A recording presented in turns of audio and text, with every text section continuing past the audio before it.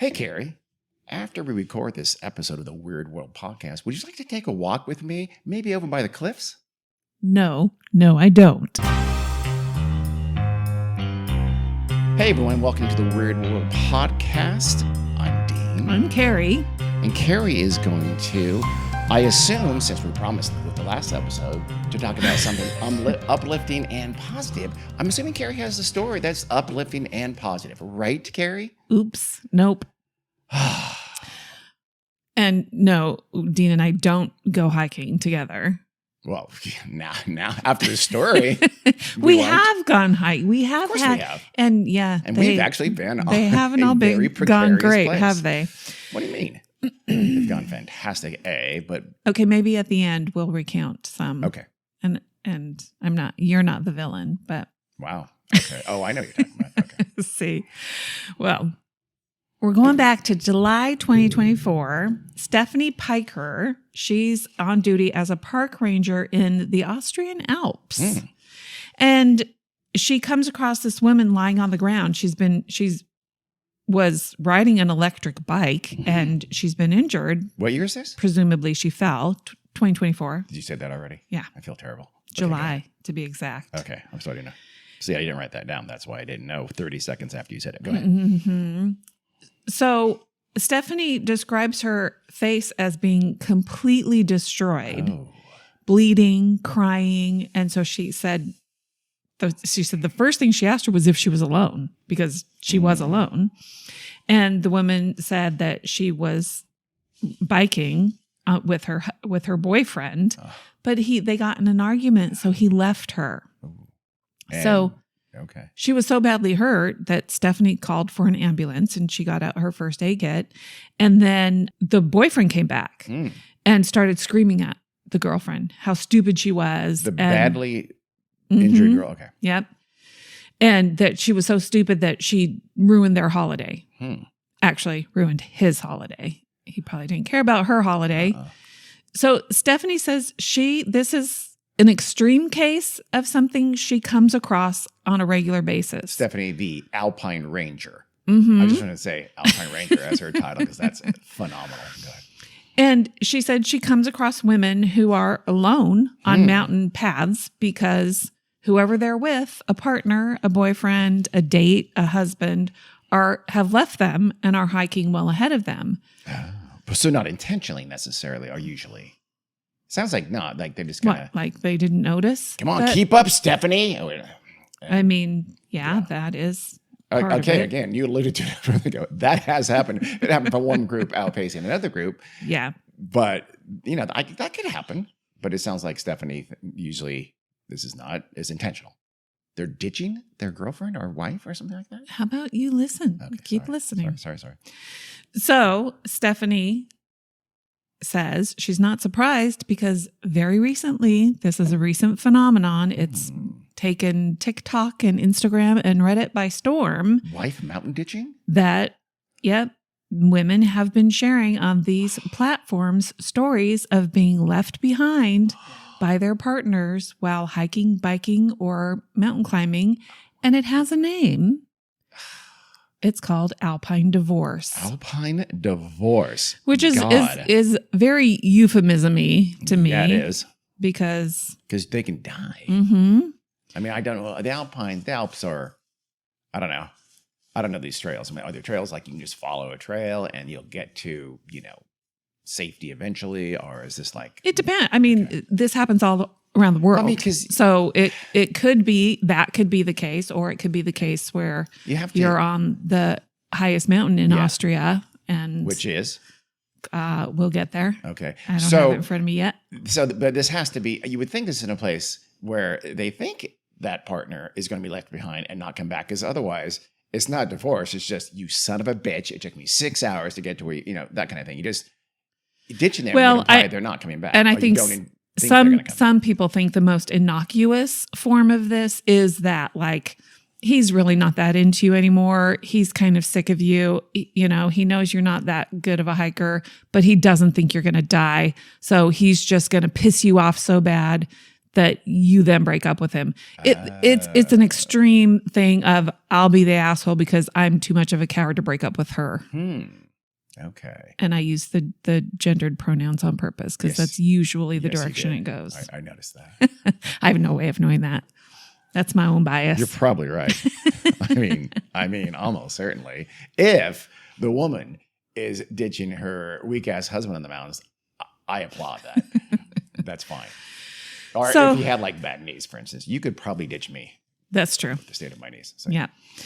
So usually in these circumstances of an Alpine divorce, women are describing hiking trails, paths, mountains, whatever, that are a little bit more risky and they're less comfortable than their partner who has more knowledge of the terrain or experience with what they're doing. And for me, because I don't even remember the context, but I had to be a podcast I was listening to, but it was a first person story, a woman recounting, and it was like a blind date, like a guy she met on an app. And it literally sounded like he was going to kill her. I don't remember all of the details, and I didn't even think about it in terms of this whole Alpine divorce thing. But it's like, don't ever that's do not a good anything wildernessy or even it's somewhat risky or in a situation above a cliff. Don't go to the flippin' ocean. Don't go to a lake. Don't do anything with somebody you've never met before. Like going to a small homemade submarine with them. Call back to an earlier episode. That one too. That wasn't a date though. That was for her job. But yeah. Still. So it's like that actually, one of the scariest things about hiking or being led on something is if you have a guide and you don't know what you are, but you have a guide. It's like, oh, I don't have to. What if your guide dies or is incapacitated? Well, yeah. Like you're in an African safari or something like that. Yeah. Something happens to your guide. Yes. Oof. Well, so TikTokers began talking about Alpine divorce and not really knowing, where does this whole thing come from? And the context, I think, of them it starting on these platforms was a very high profile case in Austria that I'll talk about in a minute. And so women just start, one person in particular, she has gotten tens of millions of views on her video. And you can tell she's, you can see her hand. So I don't know does she have her GoPro or something maybe doing video? Yeah. She's crying because her, I don't know if it's her boyfriend or her date or whatever, has taken her on this little hiking trip and has left her there. And she's all alone. It doesn't look dangerous. She does cross paths with people as she's doing it. But still, it's a little bit scary to be completely on your own. It doesn't look like you don't see tons of people.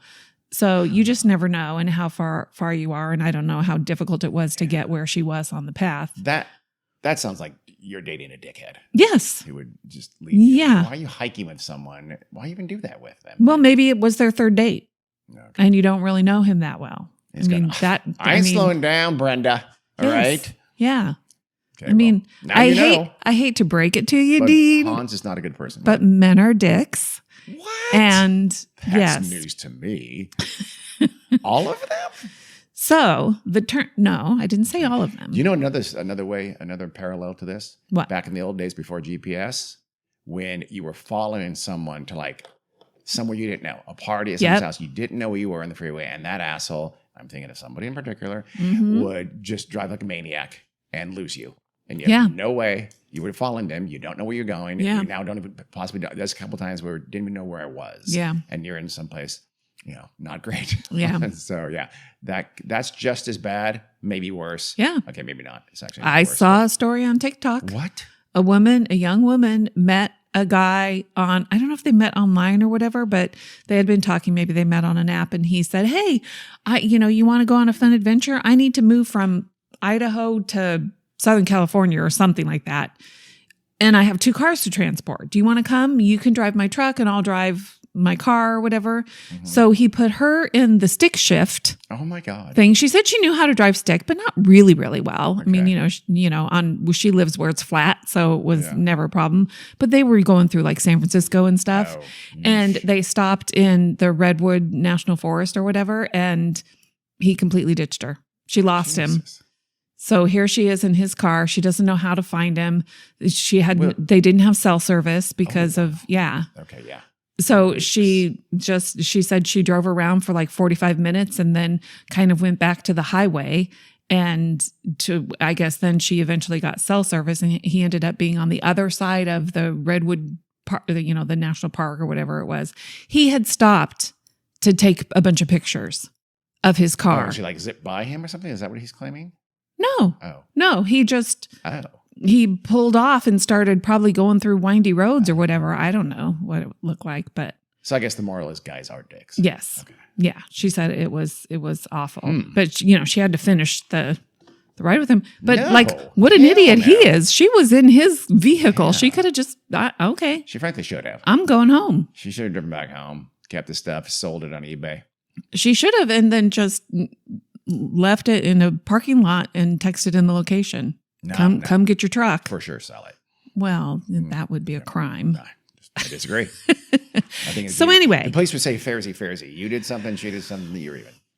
The term Alpine divorce actually comes from an 1893 short story, believe it or not. What? Written by a Scottish-Canadian author named Robert Barr. An unhappily married couple who, he hates his marriage. He really wants to get a divorce, but he would lose all of his social standing if he got a divorce back in those days. And so he concocts a weekend away in the Alps, the Swiss Alps. And his plan is he's going to push his wife off a cliff during a hike. But the wife is smarter than the husband. So she turns the tables on him. And the tails? Unbeknownst to him, she's left letters behind at home telling people she knows her husband is planning to kill her on this Alpine hiking trip that they're going on. So if she ends up dead, her husband did it. And she kind of gone girled him. Not exactly. But. Well, yeah, she does. And she tells him, ha, gotcha. I've even alerted the police. They'll be here any minute. And then she. In the Alps? Yep. And then she jumps off the ledge herself. What? So she did gone girl him, except she actually really did. For reals. That's. Yep. Why? Okay. Great story. Stupid character. Yeah, I'll show him by committing a horrific suicide. Well, maybe she didn't want the divorce to ruin her social standing either. Okay. She'd rather be dead. Right. I don't know. I haven't read it. Yeah, she was smart, but we know many stories from Dateline and such shows where the husband does come back and we were just taking a picture and she slipped and fell. She fell down. Of course, they always push them. There's tons of those stories, as we know from Dateline and Forensic Files and 48 Hours. If there's any issues in your marriage whatsoever, do not go anywhere near a cliff or bluff with your significant other. Or don't go out on a boat. Boat, yes. Do not go on a boat. Do not go on a hike. Don't go to a gun club. I'm just trying to think of some other things. But shooting range, probably not a good idea. Yeah, I mean, I don't know. Maybe don't get married. Well, it was good for a while. Well, so the modern Alpine divorce trend isn't usually about homicide. It's typically being abandoned in a potentially dangerous or difficult situation. But there are over 15 million posts under the hashtag Alpine divorce on TikTok. Wow. So it's, at least allegedly, quite common. Yeah.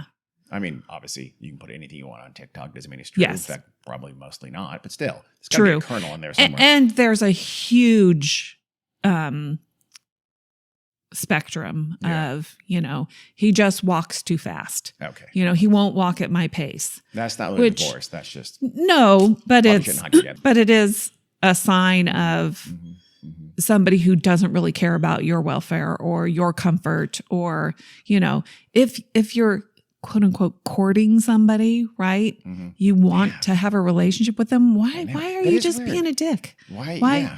It's baffling that you would even go on a hike with someone if you know you're not. Again, you said some. It's just like the first time they did that. But okay, go at their pace. You can't handle it. Never hike with them again. Do something else together, right? Why Yeah. abandon them? Because that's obviously going to end the relationship. I mean, a great many of the stories on Hopefully. TikTok, it's like, I never talked to the guy again. Well, I told him, obviously. yeah. So, Have you I mean, that's ever what I'm talked to that saying. guy again? It probably doesn't happen over and over again. No. But there were stories about women who, it's their husband Yeah. and, this is a pattern of behavior and it probably didn't start when they were dating. One lady said he did it when I was pregnant. He did it when we had a baby. And, she's carrying the baby and stuff, and she's walking too slow for him. So he just goes at his own pace and leaves her. Yeah, there are stories of women in that situation Jeez. being left in foreign countries. That should be criminal. It should be. I mean, when we walk the dogs, I never outpace you. And if you do, I tell you to slow down. Yes, you do. Same. And when your knees are acting up Mhm. and I'm walking I too know. fast, you ask I me know. to slow down. Not Jack, though. Jack No, can give a shit. our Jack son, goes, man. Jesus. This is like, okay, just go ahead and lap us, son of a bitch. Yeah, I have a hard time walking with him.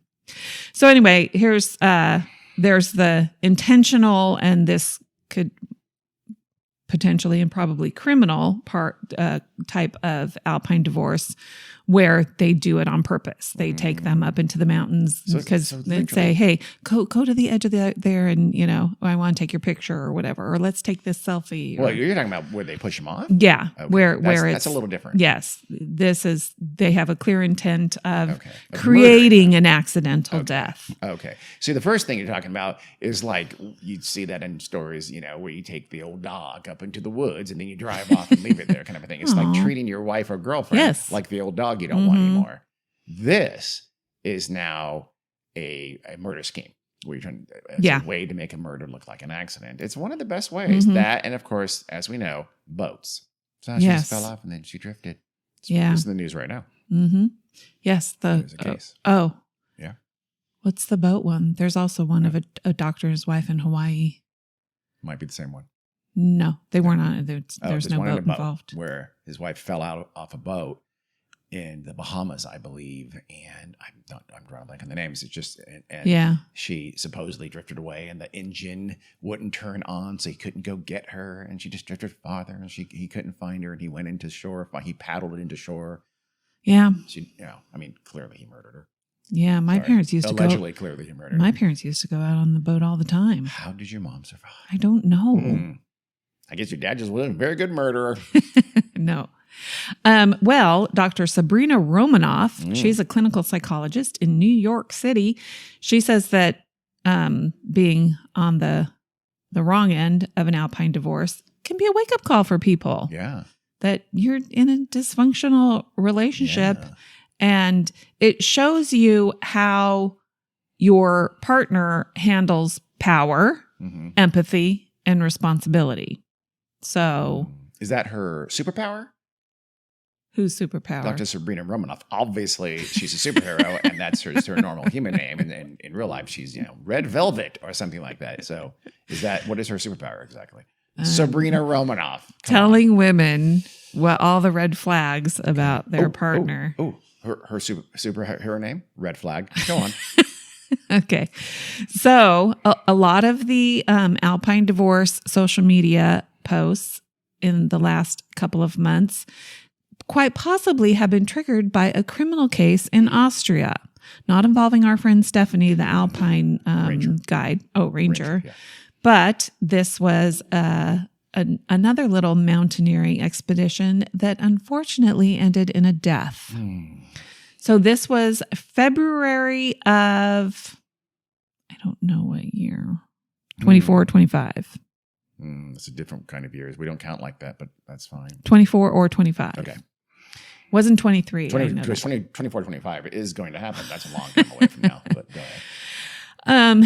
Thomas Plamberger, if you like a lot of the early articles, I guess in Austria, they don't name their defendants and everything in their news stories. So he was just Thomas P. Here in America, we name you when As you we should. cause the death of your girlfriend. Hell, So yes. Thomas Plamberger, he's a chef He's 37 years old. One of those foodies who thinks like octopus suckers is scrumptious, as long as it's in duck fat. Well, he considers himself a great amateur mountaineer, hiker, whatever. Took his 33-year-old girlfriend, Kirsten Gertner, on Austria's highest mountain, the Grossglockner. Okay. Spelled like gross, the word gross. Glock. Glock. Ner. Got it. The Grossglockner. Yep. Yeah. What does that mean in German? Don't know. So they were going to climb literally the highest mountain in Austria. And it's a long climb. So it was going to go all through the night. And you're supposed to start in the morning, like very, very early in the morning, if you want to get the whole thing done. This is also winter time. It's February. Woof. So they're from Salzburg. Means Big Bell. Oh, did I say February? I'm sorry. Not February. It was January. January. Okay. So they're climbing the Big Bell. Yeah. Is that what it means? Yeah. So it's January. So think cold and snowy. January 24-25 in the future. Austria. Okay. So they're going to go up to the summit. Overnight in that kind of weather. Wow. In January. And they chose one of the most challenging routes to the summit. What was her name? Kirsten. One of my top names for my first daughter, by the way, that you vetoed. Couldn't handle it. So they... Too German. Go on. So they set off, and something that the local people call the phone winds, Foehn. I've heard of them. You have? Yeah. I never know if you're telling the truth. Geography. It's like the Scirocco or the Santa Ana winds. It's a weather pattern that can cause hazardous and frigid gusts on exposed peaks. So they've got bad weather. They got a little bit late start. I read somewhere they left at like 6:45 in the morning, but it's recommended that you leave like at least 2 hours earlier than that. So that means you're leaving in the middle of the night already. So he says that, you know, they're on this walk this hike. And for some reason, Kirsten just suddenly got super exhausted and couldn't go on anymore. Sure, Thomas. I don't know. So he says, because I mean, we know some things for other people that were on the mountain, but you know, most of this is from him. But so around 1:30 in the afternoon, they arrived at a hut that's at 9,200 feet high, and it's essentially the point of no return before getting to the summit. So you have to decide at that point, are we going to keep going or are we going to stop? And many hikers rest at that hut. In fact, they stay there for the rest of the night because they get used to the altitude and rest up because the rest of the hike is going to be. How high does it go ultimately? I don't know. Don't ask me hard questions, Dean. So he says they felt fine and that they decided they're going to keep going, which other mountaineers say this was a huge mistake. Yeah. So around 5 hours later, so around 6:30 in the evening, it's dark, obviously, because it's January. And their lights are seen, you know, because they have headlamps or whatever. And the mountain has a webcam, and there's cell service on this entire mountain. Really? So they can be seen on the mountain webcam. Okay. And then the weather starts getting even worse. It gets down to 17 degrees Fahrenheit. And Frank, I would have thought it'd be less than that. That's weird. Okay. Yeah. Well, it probably does get even colder. But an Alpine police helicopter starts flying around specifically to check on them because I don't know how they know. Like, who the hell is that couple? They shouldn't be doing that kind of thing. Yeah. I don't know if you have to register or what, or if other climbers were telling them, hey, there's a couple who decided to keep going, maybe go check on them or something. Yeah. Okay. So I wonder if they're trying to go all the way to the 12,400 foot peak of Grossglockner. Did I look that up? No, maybe I just knew that. So that's another 3,000 feet. Yeah. If they're going to the peak. If that's the plan. Yeah, they are. Okay. To the summit and then back down again, I guess, right? So that seems more, I guess it's not mountain climbing, with pitons, with mountain climbing gear. They're just hiking. I think so. Yeah. Okay. Yeah. You mean like with carabiners there and all we that go. kind of stuff? I don't think so, but I'm sure they had ropes and stuff like that. Yeah. Oh, they do? I'm sure, because you shouldn't hike without a rope.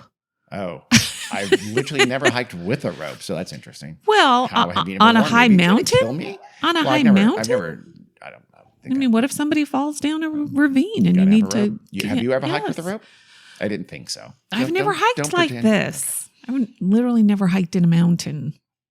I don't think. Anyhow. Okay, do you want to hike? No, absolutely not. Never again. I'm too old. Someone doesn't trust me.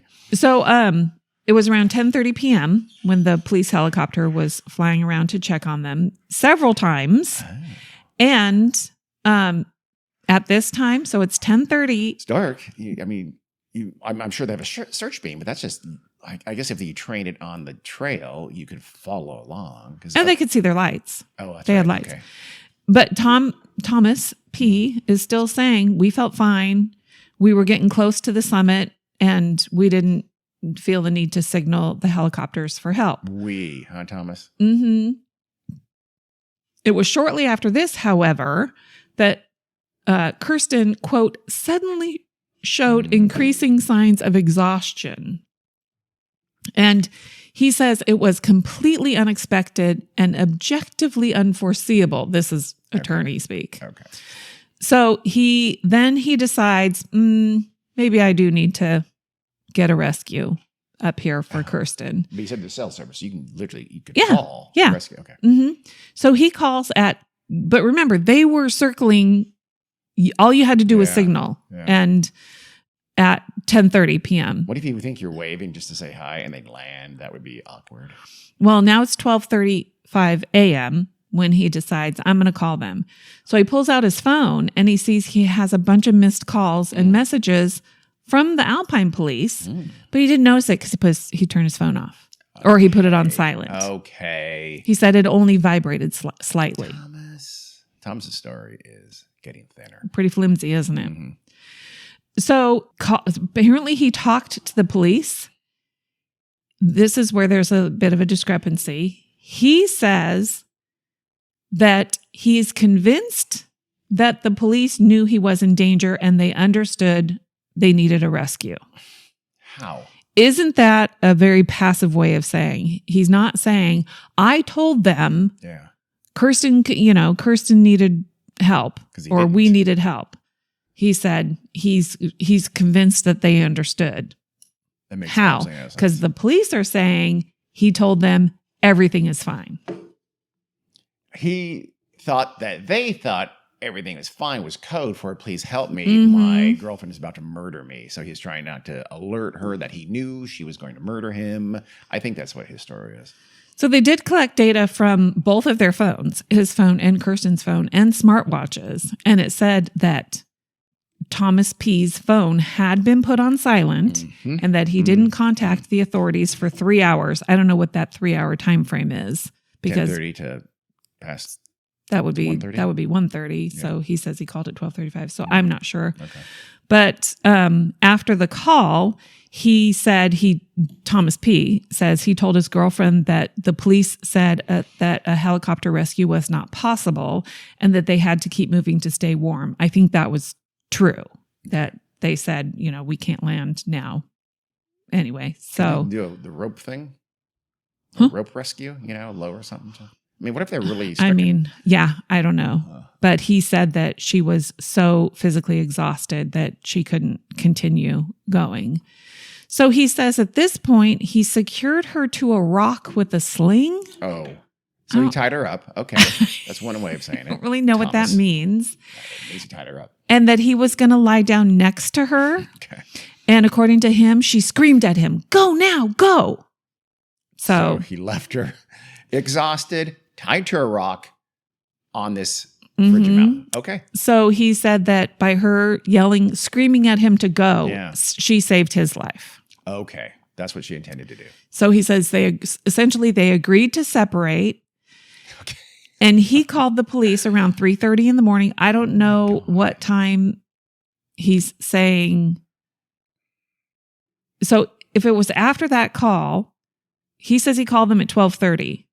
At 12:30 and then again at 3:30. And then he took the time to tie her to a rock. Walk and around then and stay alive. Yeah. And so was he Not just calling hanging the out with police. her for 3 hours? He's walking around to stay alive while And- she was tied to a rock still and freezing and quickly dying of hypothermia. So he calls, obviously, like you said, they have cell service. Clearly, he could have called them at 12:31 and 12:35 and 12:40 and saying, no, this is serious. Mm-hmm. She's immobile. I've tied her to a rock. Let's get past that. And I need help right now. What can you do? Is there anything you can do to rescue us? Well, he says he called around 3:30 in the morning, told them he left Kirsten behind and asked them to send a helicopter as he was heading down the mountain. Oh my God. So he tied her to a rock, ditched her. 3 hours later, called and said, by the way, can someone pick her up? She's so slow. Mm-hmm. I could not deal with it. So as you might have deduced by now, a lot of the he said and, his lawyer kind of said he was charged. Yeah. Because she died. She froze to death up there, I'm assuming. Yes. So hypothermia. So this is how she was found the following day, I think like around 10 a.m., hanging from a rock face, her feet dangling, her crampons loosened. Oh, she did it. Okay. Oh, you know what crampons are? Yeah, those things on the feet? Yep. The things that on the bottom of snow boots for like traction on ice and snow. The spiky things. The one mountain climbing term I do know. Good job. Thank you. I do know carabiner. I don't know what it is. So she had probably fallen, and I don't know, presumably before he left her, or, it doesn't seem like she would have been very capable of moving after he left her, but nobody knows. I think the judge was thinking that she fell before he left her, and he just wasn't capable of getting her back up. So the doctor who examined her afterwards said she died of hypothermia, and she had all the, typical physical signs that one would have. And he also found evidence that she had viral pneumonia and had taken ibuprofen. So he said they had no way of knowing if it was a previous case of pneumonia that was affecting her performance, because she was a pretty experienced hiker too. I don't think as much as him, but she wasn't a complete novice, obviously. Yeah. So she thought she could do this unless he misled her about how difficult this was. I don't know. Yeah. So her phone records revealed that at 5:22 p.m., she made a phone call, because a lot of people were saying, didn't she have a phone? Why wasn't she calling for help? Yeah. I mean, if you're the person who's really struggling and this is your romantic partner, you trust them to be calling for help and giving you help. Who knows? But still, you check. Like if he's saying, I don't have any bars and I'm not getting service, you check your own phone to see if you're getting service. So at 5:22, this is 5:22 p.m. That was a long time ago. Yeah. That was post-Hut, but on the way up. I guess. Yeah. So this is even worse. I thought it was 5:22 a.m. She dialed the number 149. The emergency services number in Austria is 140. So it kind of makes sense that there was just a misdial for that, because why else would you dial just 3 numbers? And by the way, Austria, that's not an emergency number. That's okay. It's 999, it's 911, it's 666, maybe not, but not 14. Well, an article I read said that's not exactly proof that she was trying to call for help. Yeah, it is. It for sure is. Sorry. I mean, it's not, you can't know for sure, but you can know for sure. Was it a butt dial? No. But she didn't make any other calls, or she didn't try to make any other calls. I wonder if she is so distressed by that point. She's just not, because you do. When you're freezing cold, your mental capacity starts to numb as well as your body. Yeah. You can be disoriented. Yeah. But oddly, less than an hour later at 6:07 p.m., she texted her mother saying, "We're down." Or did she, Carrie? Did she text her mother? Maybe she was not in possession of her phone after she tried to dial emergency services and he caught her. Luckily for him, for Thomas, she misdialed by 1 digit. He kept her phone. And after he did done the nefarious things. So after, that'd be a 6:30, right? After that, did they have eyes on them? Did they see two persons walking? Mm-hmm. That's weird then. I think so. I mean, maybe she's still in distress, but she's trying to, I don't know. It seems odd. And I think people saw them too. Okay. After that. But so. My theory may not work then. Yeah. So you're ascribing very nefarious, homicidal intentions to his actions. And it certainly sounds like it's a possibility, but I don't think anybody thinks that. Clearly though, I wrote a note. Was this with intent? Yeah. Or was he just a super asshole who screwed up big time, who had a girlfriend under distress and he mishandled it horrifically and then lied about how, his concern and his efforts? That's what I think. And what he was charged with, I don't have the exact thing, but it was essentially like a negligent homicide kind of thing. But it was homicide. Homicide was in there. Yeah. So they said he made 9 crucial errors that essentially led to her death. And then when they talk about them, I couldn't really count 9. But so essentially they didn't bring appropriate emergency equipment with them. They left too late in the day, and they didn't turn back when they could have and should have. The weather was getting really bad. Yeah. When they got to that hut, they could have just stayed at the hut and that would have been probably life-saving. But Instead of bringing like protein bars and things like that, he brought like quail eggs that he was going to saute in otter oil up at the top of the peak, and that's not going to do much good. So they also, this is funny, they blamed him for allowing his girlfriend to wear snowboarding boots, which are not really appropriate for hiking and the conditions. No, I would think. That's a little infantilizing. I got these boots. Those will be perfect. That might be the least of his. Yeah. I don't know. I'm not saying that. I'm a little suspicious of Thomas P. And they certainly faulted him for not reaching out to the police sooner for help. Sure. I would pop that one up to the top of the list. It's baffling though, if she was in control of her phone and was oriented enough to be walking around, that she didn't call for help herself. That's a little bit strange. I think she probably wasn't. And I think she was way too trusting of him. Way too trusting. I think she probably thought he was getting them help.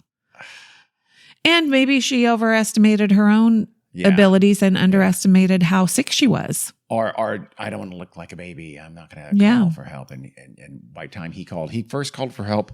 Well, the police called. He had the missing. When did it was 10:30 when he first saw that he'd been contacted. But it was before that when when they were above him in the helicopter and he didn't ask for help. Yeah. So that makes no sense. I know. If she's dialing emergency at 140, she's under severe distress, and that's hours before the helicopter flies above them. So that's I know. That's negligent homicide right there. That part is weird to me. It's not like he just didn't call for help. He actively prevented help from coming and had clear knowledge that she needed help.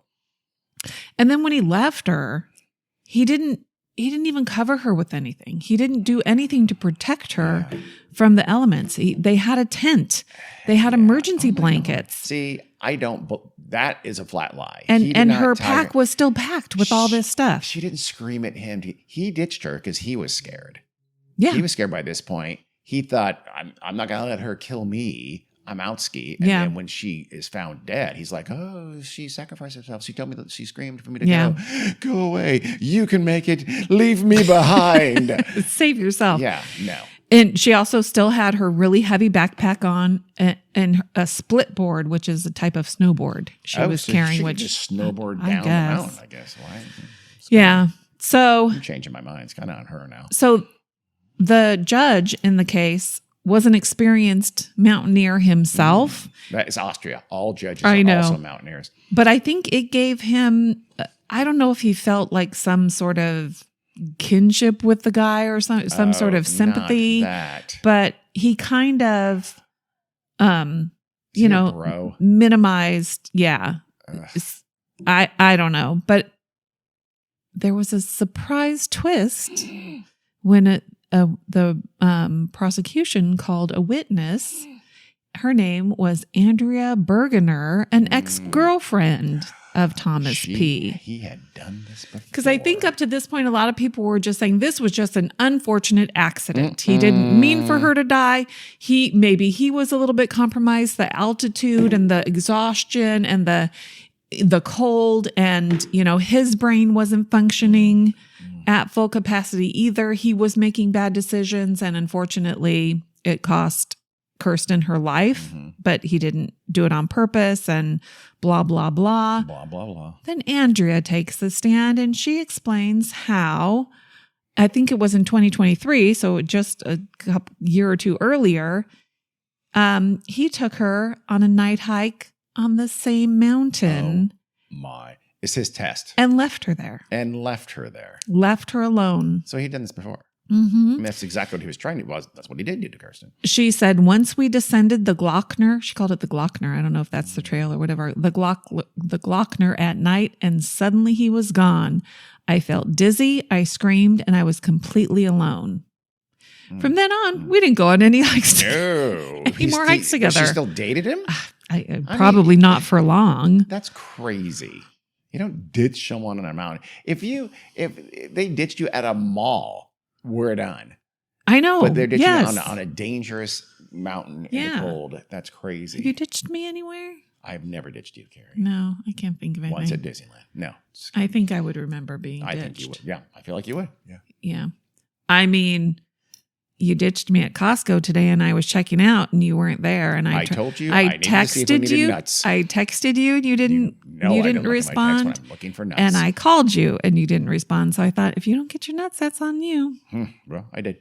Yeah, just barely. And you complain because you say, I never answer my phone. You literally never answer your phone. Yeah, but you usually do, just not for me. Yeah, that's true. So I think this judge was pretty sympathetic to him from what I've read. Yeah, it's like, bro, I got you. And this was not a jury trial. Oh, no. He was found guilty. By that judge. I wonder if the judge would have found him guilty if Andrea had not shown up to say, this guy's done this before. Maybe not. I think he just thought he was stupid, and made a horrible mistake. And he's really super sorry. What, the judge said this? Yeah, and he's having to pay for it by having a dead girlfriend. Oh my God! So the judge and is going to give him a day living with the probation. A suspended sentence of 5 months in prison. Oh my God! What's the judge's name? We're going to dox him. What's the judge's name, Carrie? Like Hofer, Hofer. Judge Hofer. There's probably 14 Judge Hoffers in Australia. But he was also fined 9,600 euros, which is about $11,300 American dollars. Not enough. From killing, yes. At best case, negligence, his girlfriend. I don't know. Mm-hmm. I think he might be a murderer, and this is his weird way of doing it. The hike was January 2025. Sorry. Okay. So, yeah. Not so far in the future. Pretty horrific. Yeah. Isn't it? Yeah. I don't like Thomas P. I don't care for him. So if I'm on Team Kirsten. Yeah. Well, I mean, there's no good thing about this, but this has kind of brought this Alpine to the forefront, and a lot of women are talking about it. Don't go hiking with your boyfriend or husband. Yeah. I mean, ever. Again, unless you are a champion level hiker, mountain climber, and he's just a nerd who's never been in the mountains in his life, then go ahead and take a shot. Yeah. But here we are telling women how to avoid getting abandoned on a mountain or a hiking trail or getting killed by your boyfriend or spouse. How about fucking men? Don't kill women. Don't abandon women on hiking trails. Don't do things to scare your women. I thought that was implied, but... Really? Let's say it now, Carrie. Yeah. Let's say it now. At one point in our lives, it might have been implied, but it isn't anymore. Let's go out on a limb and be very vocal about our anti-killing women stance. Okay? Let's do it. Let's be that people. Let's be that people. Let's be those people. Yes. Yeah. Okay, I'm going to say it, Carrie. Men, don't sexually assault women. Don't drug them. Don't go hiking with them. You know what? Just to be safe, don't go hiking with them at all, ever, under any circumstances. And do not, in any circumstances, ditch them on a mountain or kill them or push them off a cliff. I have another tip for men, too. Mm-hmm. Mm-hmm. If you're taking a nice weekday stroll through a park in your town, and there's several different paths you can take. Mm-hmm. Why the heck do you decide to take the path behind a lone woman walking her teeny tiny dog? Somehow this sounds like it might be quite personal. It is quite personal. Okay. I'm not typically afraid of people, and I'm typically not afraid walking around in our neighborhood with your 9-pound grand dog with their teeny tiny little dog. But this literally happened this last week, and I'm thinking, why do you choose to walk behind me? Mm-hmm. Because of course I have to be. I mean, I'm not scared. I don't think somebody's gonna hurt me, but I have to be aware. Mm-hmm. I have to notice it. I have to silence my earbuds so that I can, listen to what this person is doing just in case. Do men do that? Mm-mm. Do men worry about somebody following them? So if you have the fucking choice, don't walk behind a woman walking by herself.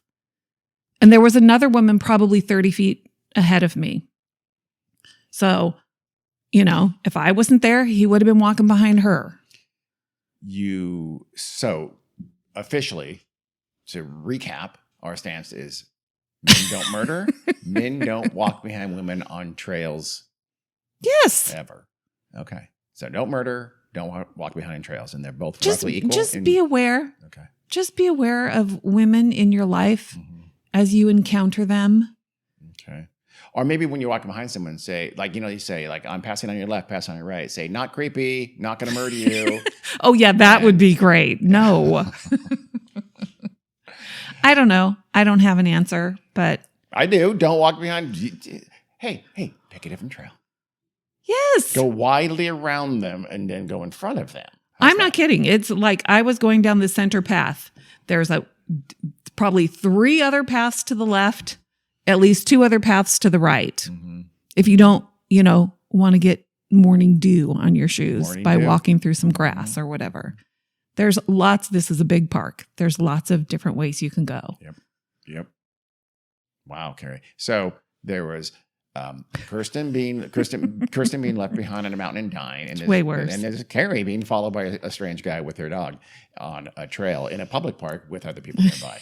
And roughly about the same. Other people, another single female in front of me. Mm-hmm. No, it was pretty deserted. Okay. There weren't a lot of people around. Well, hey, if there's sports games going on, if there are lots of people at the dog park, if there's because there's baseball fields, if there's gardeners doing stuff, then I literally wouldn't even think about it. But there was literally nobody but me, the other single woman, and the creepy guy walking behind me. Creepy guy. You should take a picture of him and say, I'm gonna make you famous. You creepy motherfucker. No, women don't do that kind of shit either because then they get attacked. Don't worry about it. Next time I'm going to call you. Okay. Hi, I'm talking to my husband who's clearly not here and could in no way prevent you from kidnapping me or whatever. But you would know where I was. Sure. That's the call. Thing. It's a good call. Remember I told you I have my invention, which might work or might exist already, is that anytime a woman gets into the car with a man, she takes a picture and it's posted to a website and it timestamps it and has a picture of him. If they don't want to do it, then you don't get in that car, like an Uber driver or just anybody or a date and things like that. And there's a record of when that person she was last with. And then when she, and like it says an Uber. Exists already. That's what I thought it might. And like if it's an Uber driver or something like that, they can then take a picture that she's leaving or something like that, or she can send, okay, I'm separated from that person. I'm no longer with that person. Yeah. That way you know who the last person she was with. I don't know if Uber has this or not, but Lyft has a thing where you can share your ride with people. So like our daughters. But I mean a picture of that person. So it's, exactly who that person was. Yeah, I would have to look at it and see if it says who their driver is. Steal this idea. But I mean, Lyft would have it.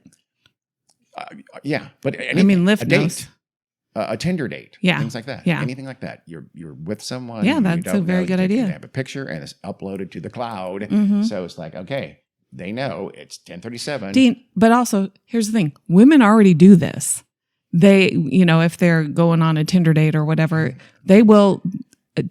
Ask the guy if they can take a picture of his license plate. An app. And then they send it to make their a tremendous friends. amount of money Yeah. with it is what I'm saying. So that's what I'm saying. And that's why young people, in fact, I've had this discussion recently with some of our kids about sharing their locations with everybody they knew. No, like one of our daughters, she can just look at her phone and she can find the location of a whole bunch of her different friends. Yeah. And that's how like, oh, she lied to me. She's still at home. She hasn't left yet. She's still at home, or that kind of thing. But I wish I had that back then when I'd be going like meeting Larry and Jeff for things. Like it was a game of like, okay, I'm leaving now. Okay, but yeah, you're always 15 minutes later than you would have been if you really left. Yeah. So we'd sit there and, okay, well, I'll leave you now. And no one's going to, and you don't plan on leaving for 15 minutes. So no one's the person who's going to wait for everybody else to get there. Now so you just see. I understand the practicality of it and the safety of it, but I also kind of think like people are entitled to lie about where they are or who they're going to be with sometimes, or you don't want everybody knowing all the time where you are. Agreed. But you know what they're not entitled to do? What? Follow single women on park trails yes. with small dogs. Obviously. Thank you. Well, Carrie. That's it. Thank you for Alpine divorce and some other various things as well, too, because some of these things are Alpine murder. And I'm still not convinced that Thomas Planberger didn't have, especially when you tell me about the previous incident, there wasn't maybe some intent there. I don't know. I don't think so, but I do think he's an asshole. Oh, he's for sure that. Yeah. That's the best case scenario. Yeah. There's a lot more than 5 months suspended sentence. I know. Oh, and the other thing is, Kirsten's mother doesn't think that he's responsible for her death. She thinks it was just a tragic accident. So I don't get that. Mrs. Kirsten's mother. No, yeah. No. And we also found about Dr. Sabrina Romanoff, a.k.a. Red Flag, the superhero. Okay. Well, thank you, Carrie. You're welcome. Until next time, we'll see you. Thanks. Bye.